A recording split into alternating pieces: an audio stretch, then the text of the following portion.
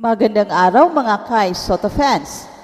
Sa mundo ng basketball, patuloy na gumagawa ng ingay si Kai Soto, ang ating 7'3" Pinoy basketball sensation.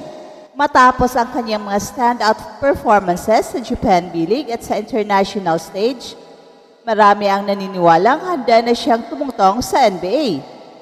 Isa sa mga pangunahing usapin ngayon ay kung paano nalampasan ni Kai ang mga katulad ni Team Source ng Brazil na kilalang magaling at dominante sa international competition. Sina Kai Soto at Team Source ay dalawa sa pinakamahalagang manlalaro ng Koshigaya Alphas sa Japan B-League ngayong season.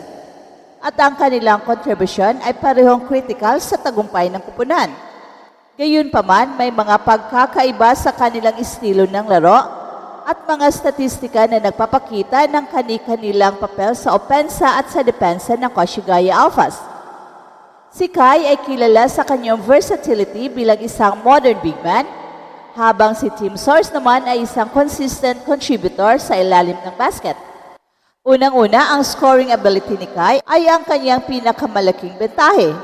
Sa kasalukuyang season, nangunguna siya sa scoring para sa Koshigaya Alphas, na may average na 14.3 points kada laro sa 22 games. Sa kabilang banda naman si Team Source, bagamat hindi masyadong malayo, ay nakapagtala ng 13.5 points kada laro. Ang edge ni Kai ay nakikita sa kanyang shooting efficiency na 52.6% from the field, na nagpapakita ng kanyang husay sa pagpili ng tamang tira at versatility sa opensa. Si Team Source naman ay epektibo rin na may shooting percentage na 49.8%, pero mas nakatuon siya sa ilalim ng basket at mid-range shooting. Pagdating sa rebounding, magkatulad ang contribution ng dalawang player, pero may bahagyang kalamangan si Kai. Si Kai ay kumuha ng 9.2 rebounds per game na nagbibigay ng presensya sa depensa at second chance opportunity sa opensa. Samantala si Team Source ay hindi rin nagpapahuli sa kanyang 5.1 rebounds per game na nagpapakita ng kanyang consistency bilang isa sa mga pangunahing rebounder ng kupunan. Sa kabila nito, mas ginagamit ni Kai ang kanyang taas at wingspan upang masecure ang defensive rebounds, habang si Team Source ay mas aktibo sa pagbangga sa ilalim ng basket. Sa depensa naman, parehong malaki ang naitutulong ng dalawa. Si Kai ay nangunguna sa shot blocking na may 1.3 blocks per game na isang mahalagang aspeto ng kanyang laro bilang rim protector.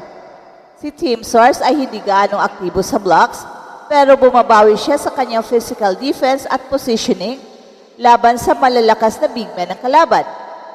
Ang kombinasyon ng kanilang depensa ay nagbibigay ng balanse sa front court ng Alphas. Panghuli, sa pangkalahatan, si Kai ay mas versatile sa opensa at mas maraming aspeto ng laro ang kanyang naiambag. Kabilang na ang floor spacing dahil sa kanyang kakayahang umiscore mula sa labas. Si Team Source naman ay isang traditional big man na nakatutok sa ilalim ng basket at mid-range game. Pareho silang mahalaga sa sistema ng Koshigaya Alphas. Pero si Kai ay mas may kakayahang umangkop sa modern style ng basketball na nakatuon sa versatility at efficiency. Ang kanilang magkaibang estilo ng laro ay nagbibigay ng depth at flexibility ng kupunan na siyang susi sa kanilang tagumpay ngayong season. Si Team Source ay isa sa mga malalaking pangalan sa international basketball, kilala bilang isang versatile big man na mahusay sa opensa at depensa. Pero sa mga nakaraang laro, makikitang ang laro ni Kai ay mas umaangat kumpara sa kanya. Ang mga numero ni Kai sa Japan B-League ay nagpapakita ng consistency at determinasyon na bihirang makita sa mga batang manlalaro. Bukod sa mga stats, mahalaga ring pag-usapan ang impact ni Kai sa laro. Siya ay isang rim protector na may kakayahang harangin ang mga tira ng kalaban at gawing mas mahirap ang opensa sa kabilang kupunan. Sa depensa, madalas niyang natalo ang mga big men tulad ni Team Source na nagpapakita ng kanyang potensyal na maging isang elite defender sa mas mataas na antas ng competition. At hindi maipagkakaila na si Kai ay isa sa mga pinakamalapit na Pilipinong atleta sa pagtupad ng kanyang pangarap na makapasok sa NBA. Sa kanyang kasalukuyang laro sa Japan B-League, patuloy niyang pinapatunayan na kaya niyang makipagsabayan sa mas mataas na antas ng competition. Ang kanyang kombinasyon ng taas, husay at versatility ay nagbibigay ng impresyon na kaya niyang magtagumpay sa mas mahigpit na competition tulad ng NBA. Sa bawat laro, ipinapakita niya ang kanyang kahandaan na maging bahagi sa pinakamataas na antas ng basketball sa buong mundo. Isa sa mga pangunahing dahilan kung bakit sinasabing malapit na si Kai sa NBA ay ang kanyang basketball IQ at ang kanyang kakayahang mag-adjust sa iba't ibang sitwasyon. Well, hindi lang siya umaasa sa kanyang taas at athleticism. Ginagamit din ni Kai ang kanyang talino sa laro upang makahanap ng tamang opportunity, maging sa offensive man o sa depensa. Ang ganitong antas ng pag-iisip sa court ay mahalaga sa NBA, lalo na't mas mabilis at mas technical ang laro roon. Si Kai ay bihasa sa pag-ambag hindi lamang sa puntos, kundi pati na rin sa mga intangibles tulad ng shot blocking at floor spacing. Bukod sa kanyang husay, ang kakayahan ni Kai na maglaro sa iba't ibang estilo ay isang malaking bentahe. Napatunayan niya ito sa kanyang mga karanasan sa iba't ibang liga sa Asia at US, kung saan kinakailangan niyang umangkop sa magkakaibang sistema ng laro. Ang pagiging versatile niya bilang isang modern big man na kayang maglaro sa post, makapagsabay sa pick and roll at magbigay ng stretch offense ay akma sa pangangailangan ng mga NBA teams. Ang ganitong adaptability ay bihira para sa isang manlalaro na may taas na 7'3".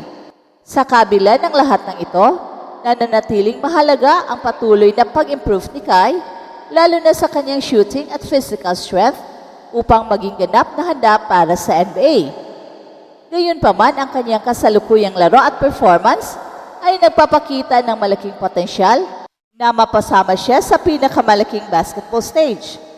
Sa suporta ng kanyang pamilya, tagahanga at mga coaches, abot kamay na ni Kai ang pangarap na makapaglaro sa NBA at magbigay ng karangalan sa Pilipinas.